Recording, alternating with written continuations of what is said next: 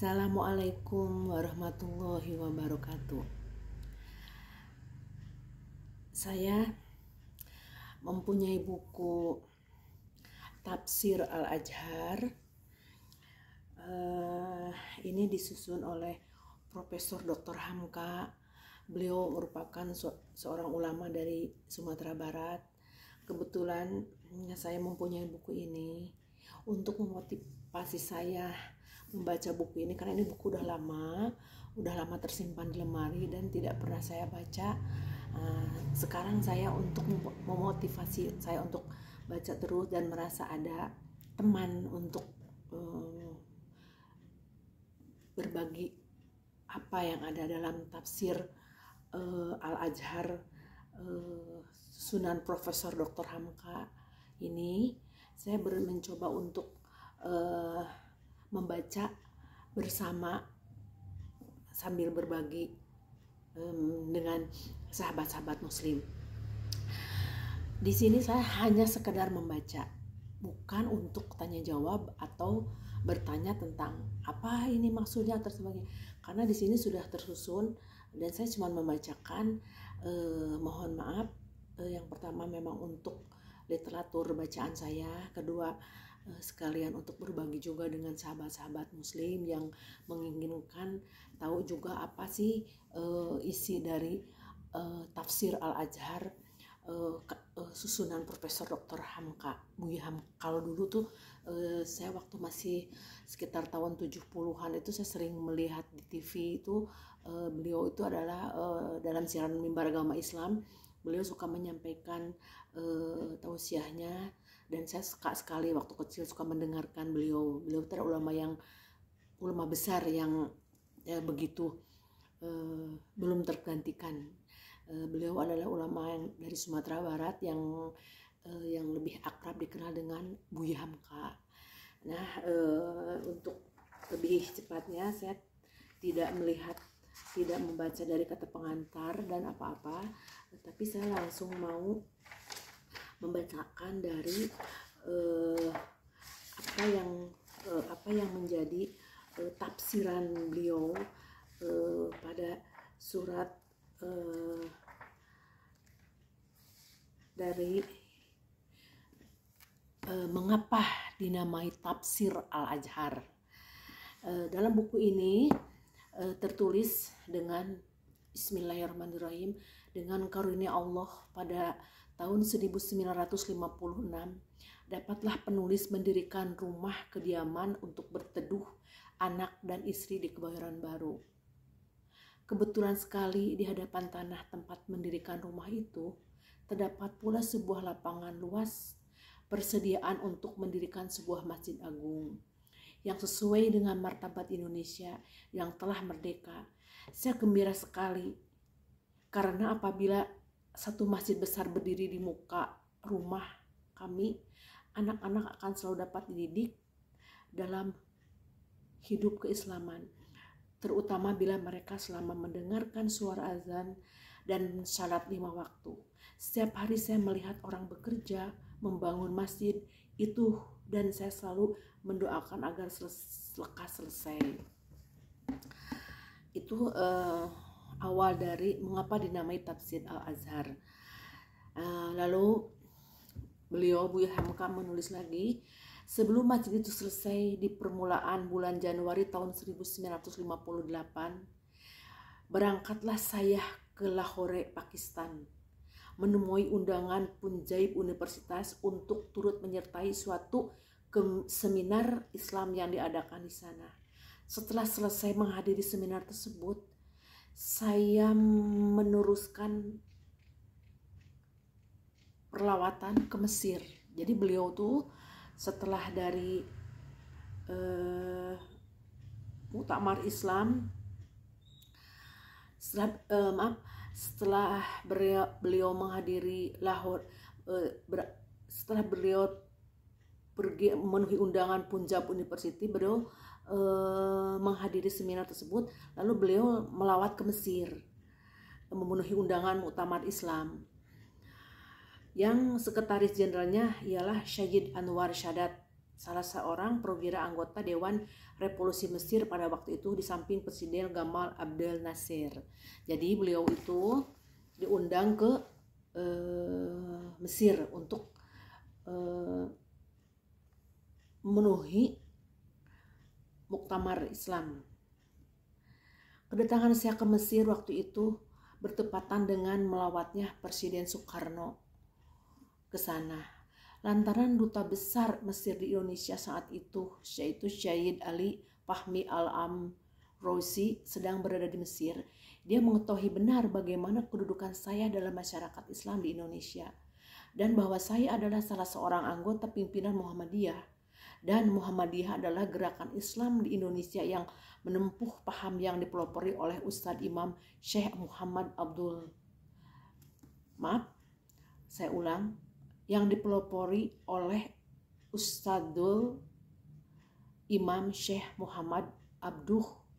Maka bersama-sama dengan Atase Kebudayaan Indonesia, Saudara Raden Hidayat, beliau telah memperkenalkan saya di dalam masyarakat.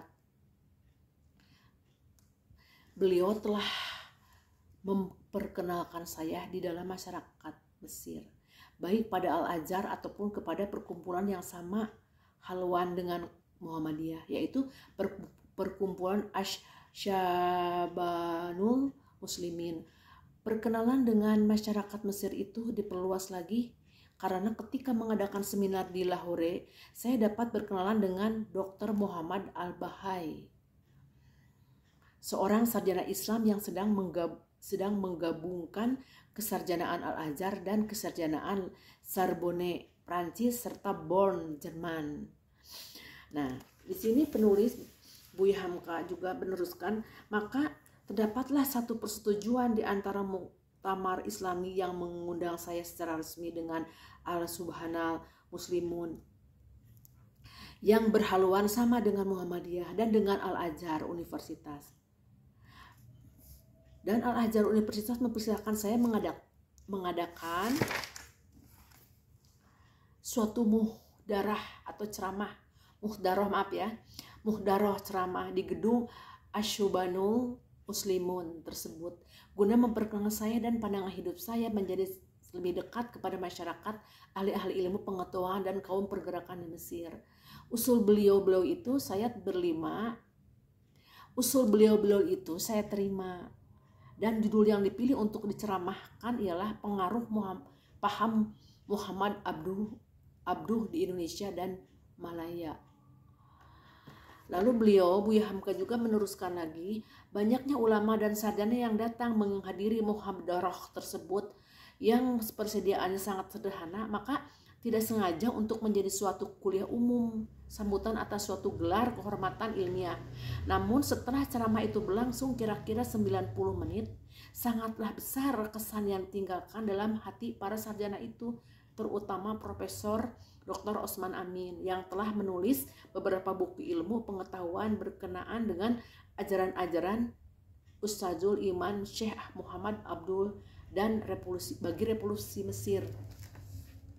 Jadi di sini beliau menuliskan juga Muhammad Abdul dihitung sebagai pelopor pertama pembaruan pikiran sebagai pendasar revolusi Mesir.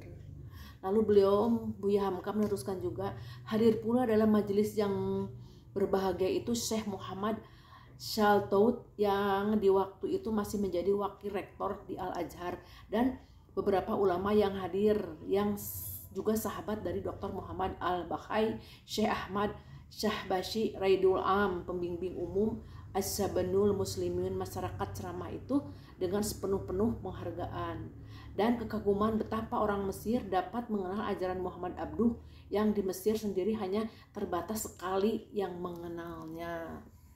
Lalu beliau juga menuliskan, beberapa hari setelah mengadakan muhadzarah itu, saya pun melanjutkan perjalanan ke Saudi Arabia. Jadi Profesor Buya Hamka itu setelah dari Mesir, beliau melanjutkan perjalanan ke Saudi Arabia, memenuhi undangan Raja Saud yang waktu ke Mekah dan Jeddah dan ziarah ke makam Rasulullah di Madinah sebagai tamu negara. Jadi beliau itu diundang oleh Raja Saud sebagai tamu negara. Beberapa hari di sana datang pula kawat dari Riyadh. Jadi kawat itu istilahnya kalau zaman dulu tuh kawat ya, mungkin telegram gitu ya. Menyatakan bahwa Raja Saud berkenan menerima saya di Istana Baginda di Riyadh. Jadi Buya Hamka itu diterima oleh Raja Saud di kediaman beliau di Istana Baginda di Riyadh sebagai tetamu Baginda. Ketika saya menjadi tetamu Baginda, tiba-tiba datanglah kawat dari Mesir, dikirim dengan perantaraan Istana Baginda oleh Duta Besar Mesir di Indonesia, Syahid Al-Fahmi Al-Amrozi, menyatakan bahwa Al-Azhar University telah mengambil keputusan hendak memberi saya gelar ilmiah tertinggi dari Al-Azhar. Jadi beliau itu diberi gelar tertinggi di Al-Azhar, dari Al-Azhar, yaitu Ustaziah Fakriyah, yang sama artinya dengan doktor honoris causa.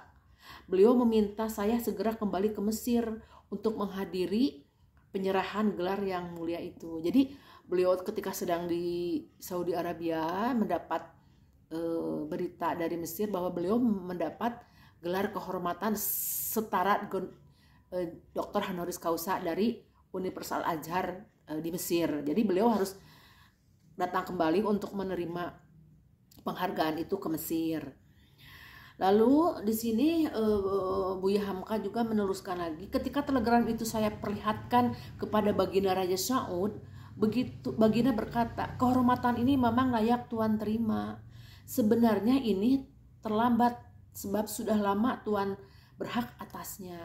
Ketika itu belum terjadi kemelut politik antara Mesir dan Saudi Arabia, dan ketua Muktamar Islami di Mesir itu adalah Raja Saudi sendiri. Jadi waktu itu Mesir dan Saudi Arabia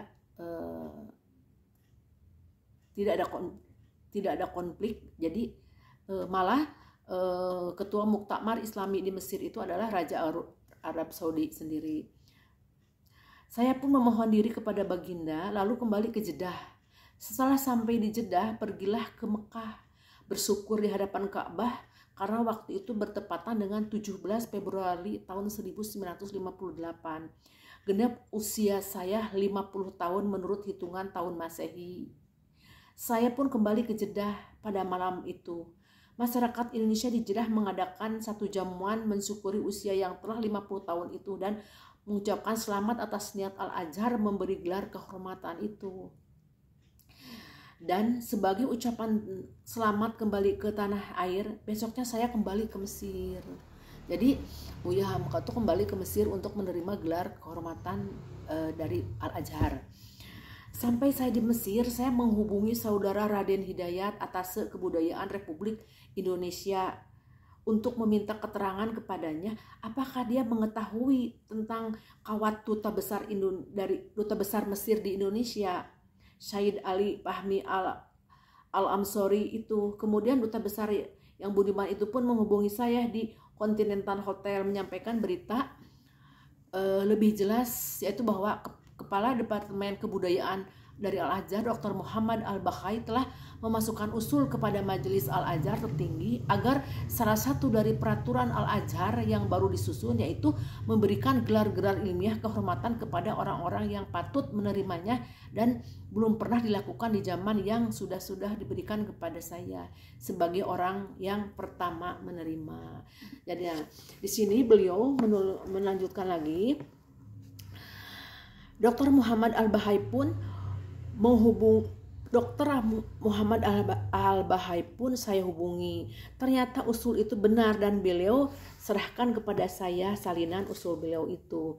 Di waktu itu Syekh Jami Al-Azhar ialah Dr. Syekh Abdul Rahman Taj, dan Dr. Al-Bakhai menerangkan pula bahwa protokol pelantikan sedang akan disusun sebab tradisi itu belum ada selama ini. Karena itulah yang mula-mula akan mulai dilakukan sejak peraturan itu diciptakan.